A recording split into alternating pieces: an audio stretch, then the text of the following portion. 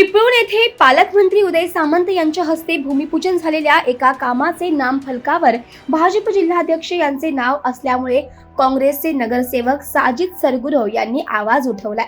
तर काँग्रेस जिल्हाध्यक्ष सोनल लक्ष्मी घाग यांनी शिष्टमंडळासह मुख्याधिकारी यांची भेट घेऊन त्यांना निवेदन सादर केले। मात्र काँग्रेसने निवेदन सादर केल्यावर सायंकाळी वेळी चिपळूण नगरपालिका यांनी सदरचा नामफलक काढलाय। मात्र त्या ठिकाणी काम सुरू करायचे होते म्हणून आम्ही तो नामफलक काढला, अशी प्रतिक्रिया मुख्याधिकारी संजय जाधव यांनी दिली। जर काँग्रेसचे नगरसेवक साजिद सरगुरव यांनी या विषयावर आवाज उठवून 4 दिवस झाले त्यावेळी तो नामफलक काढण्यात आला नाही। मग निवेदन दिल्यावर त्याच संध्याकाळी तो नामफलक काढल्यामुळे प्रश्नचिन्ह निर्माण झालाय।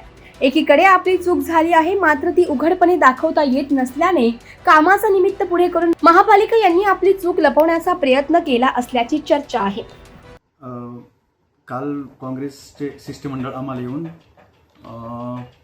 माननीय उदय सामंत यांच्या हस्ते जे भूमिपूजन झाले त्या ठिकाणी जो फलक लावलेला होता भूमिपूजनाच्या ठिकाणचा, त्यावर जिल्हाध्यक्ष भाजप यांचे नाव आल्याने काँग्रेसने त्यावर आक्षेप घेतला। सदरबाबत त्यांना आम्ही नियमानुसार उत्तर देणार आहोत। वस्तुतः जी निमंत्रण पत्रिका छापली जाते ती आम्ही राज्य शिष्टानुसार छापलेली होती, परंतु माननीय नगराध्यक्ष यांनी सूचना केल्याप्रमाणे सदर भूमिपूजनाच्या ठिकाणी माननीय जिल्हाध्यक्ष भाजप यांचे नाव तेथे कर्मचाऱ्यांकडून टाकण्यात गेलेले आहे।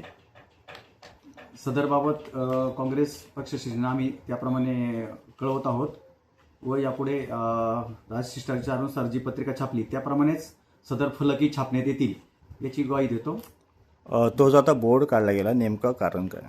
तो बोर्ड आम्ही काल सदरचे भूमिपूजन झाल्यानंतर सदरचे कामं तात्काळ सुरू करायचे म्हणून आम्ही आमच्या इंजिनियरने तिथे कॉन्ट्रॅक्टर जो आहे त्याला लाईन आऊट दिलेली आहे व लाईन आऊट देऊन जे काम सुरू केलं त्यामुळे सदरचे बोर्ड काढण्यात आलेले आहे। हे म्हणणे चुकीचे आहे की काँग्रेसच्या निवेदनामुळे आम्ही काढले, तसं काही नाही।